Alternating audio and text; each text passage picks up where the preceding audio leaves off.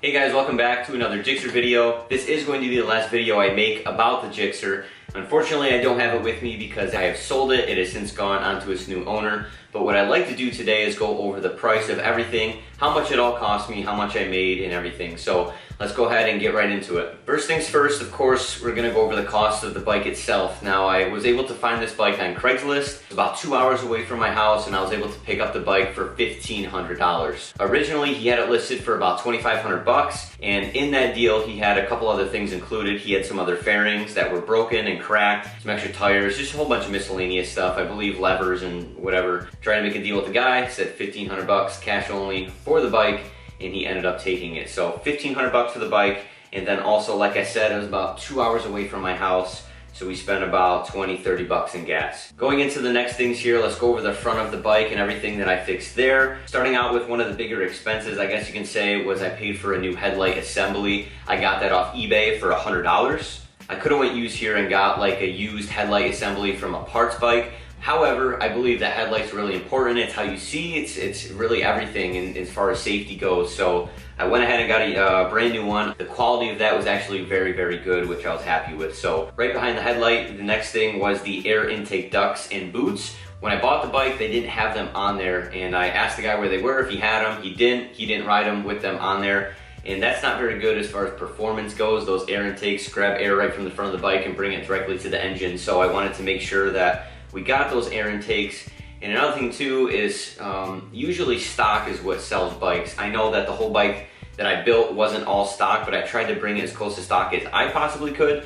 And having missing OEM pieces is something I don't like to do. So we got those air intake ducts and the rubber boots that go on the frame of the engine. The ducts were $65 new from eBay, and the air intake boots were $30 new from eBay as well. Keeping with the front of the bike here, we went ahead and replaced things like the speedometer housing and the upper stay. The speedometer housing was cracked and it was held on by zip ties, if you saw that in part number 1. So a new speedometer housing was $30, brand new from Amazon. And then the actual piece that holds that speedometer housing along with the headlight and everything else was the upper stay. The upper stay was actually broken. I believe the bike was down before I got it once, if not several times, and they didn't want to replace that upper stay, the previous owner, so they actually tried to weld the piece together right into the frame. Not the frame itself, but as far as where the upper stay broke, so that looks real ugly, so we went ahead and replaced that. It was brand new from Amazon for $40. Other parts on the front of the bike that we replaced was a lot of the handlebar assembly. I went ahead and replaced things like the levers and bar ends. The levers aren't OEM.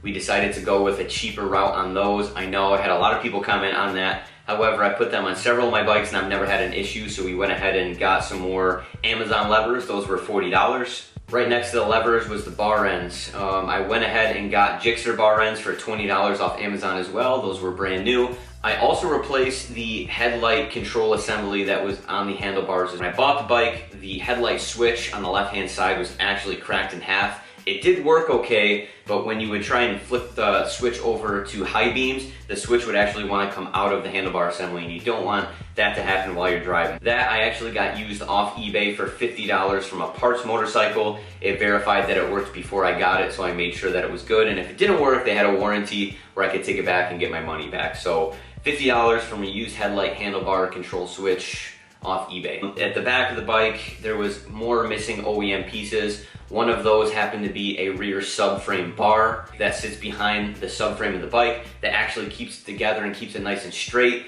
That was missing, and the subframe was actually turned a little bit because of that. So we went ahead and got that. That is huge. I obviously don't want anything to be misaligned or anything like that, so we went ahead and replaced that. I got that OEM from Partzilla, that was $80. And right underneath that was the actual battery tray that's made of plastic that goes right up underneath the bike and tucks up where the license plate bracket goes.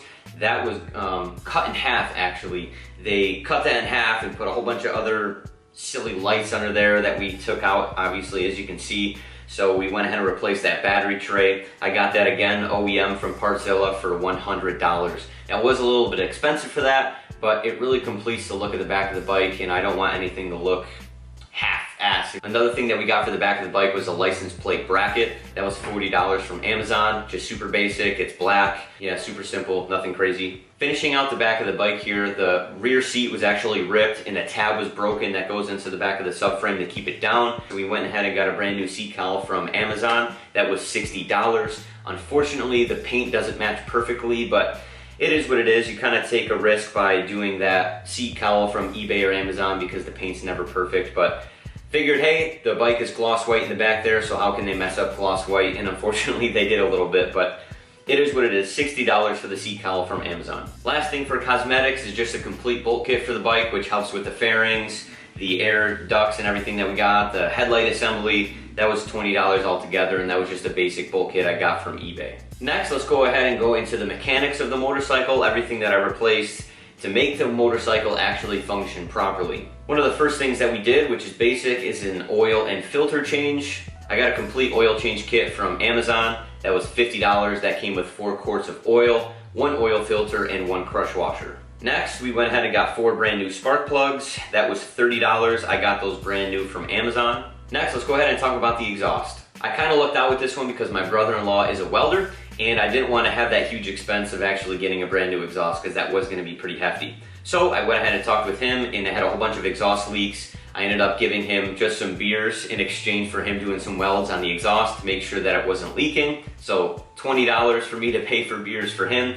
And then I went ahead and bought some exhaust wrap from AutoZone. I believe that was $15, just so that I could wrap the bottom half of the exhaust to make it look better. So $15 for the wrap, $20 for beers. Can't go wrong with $35 for an exhaust job. Next, we have the engine covers and gaskets. So what I did with the engine side was I didn't actually buy a new one. I just went ahead and repainted that one, as you guys saw in the previous videos. On the other side though, I did buy a new stator cover. As I said before, I think the bike was down once, if not twice, or many times, and that stator cover was shot. When I took it off the inside, I actually saw a pretty shady weld job, and I obviously wasn't gonna just throw that back on the bike.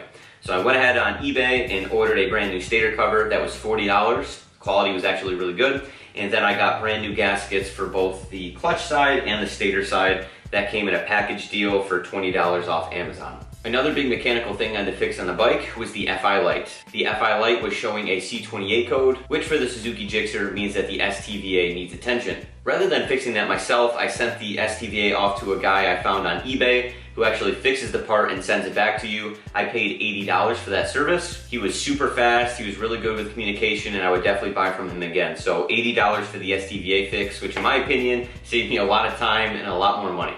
In order to fix the overheating issues on the bike, we had to fix several things. That would include the thermostat, water pump seals, and the radiator. The thermostat was $50. I bought that OEM from Partzilla. The water pump seals I also bought from Partzilla for $30. And then the radiator I got from eBay for $116. And let me tell you, I was pretty skeptical about that eBay radiator, but when it came in, it exceeded my expectations and it's still doing the job today. So the last thing on the bike that needed to be done was the fork seals and to get the blinkers and the rear lights wired up. I didn't do any of that myself. I ended up paying my buddy to do that. He owns a mechanic shop here right next to me, and I spent $365 to do all of that together. That includes all the parts that I needed as well as the labor. I've never done fork seals before, and I wanted to make sure that they were done right, so I actually watched him do the fork seal job. That way I can do them in the future. And as far as the lights go, I actually tried to do all of that myself. However, I was running into some issues and I couldn't figure it out, so I wanted to make sure that all the lights were working properly for the new owner, because that's some really important stuff. So all in all, we spent about $3,000 on this motorcycle. I went ahead and added some extra dollars in there after I calculated everything that I just said, because I know there's things that I'm missing.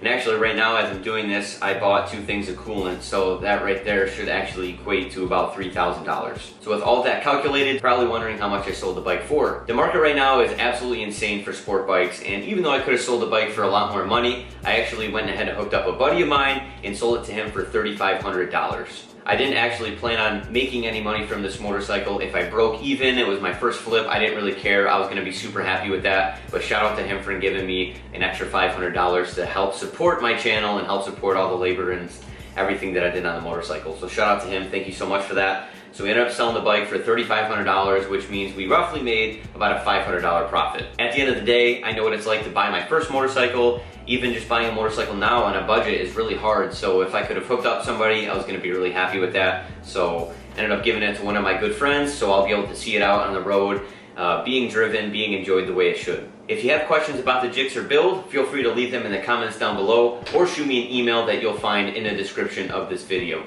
All in all, I'm very happy with how the whole build series went. I have to say I am super thankful to all of you, because that video right now, the complete time-lapse video that I published on the Gixxer, is completely blowing up right now, and I'm just so thankful that people are appreciating the content. Thank you guys so much for watching, and I'll see you guys in the next build video.